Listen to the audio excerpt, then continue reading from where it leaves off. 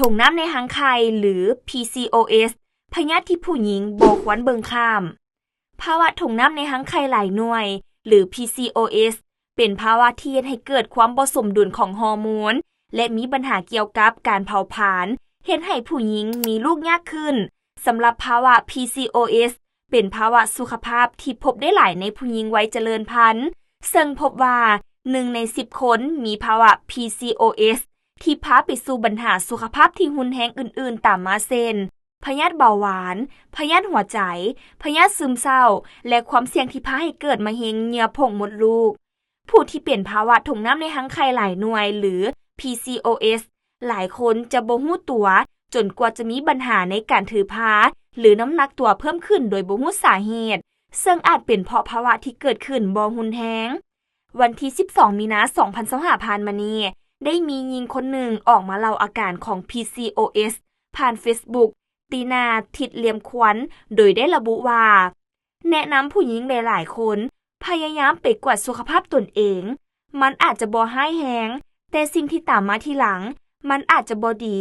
บางคนอายบ่กล้าไปกวดแต่พยาธิหญิง90ส่วนร้อยอาจเกิดขึ้นได้ทุกเมื่อโดยที่บ่มีอาการ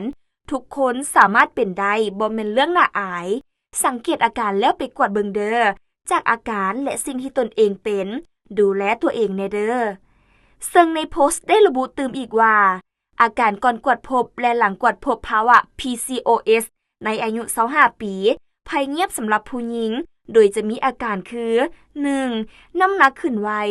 ท้องอืดขับถ่ายบ่สะดวกในระยะ1ปีน้ำหนักจาก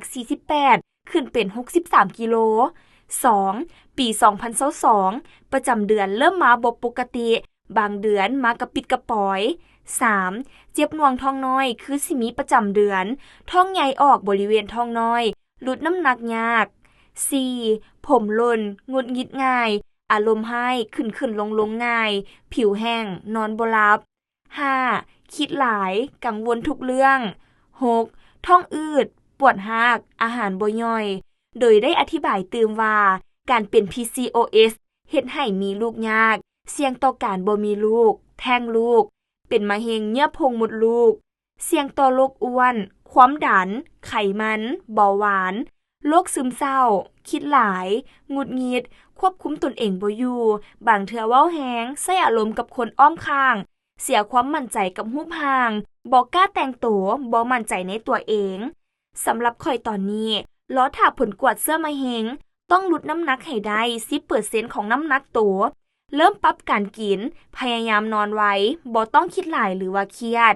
พร้อมทั้งยังได้แนะนำผู้ที่มีอาการหรือบ่มีให้ใส่ใจไปกวดทุกปีเกี่ยวกับพยาธิหญิงบ่ต้องอายหรือละเลยเพราะครั้งนี้เฮ็ดให้รู้ว่าบางอย่างที่บ่คิดสิเป็นมันก็เป็นสำหรับข้อยการตัดสินใจไปกวดครั้งนี้นอกจาก PCOS แล้วข้อยยังมีปัญหาเกี่ยวกับมดลูกซึ่งบ่มีอาการหยังที่บ่งบอกให้รู้แต่ต่อไปต้องเริ่มรักษามีวินัยและรักตนเองให้หลายขึ้น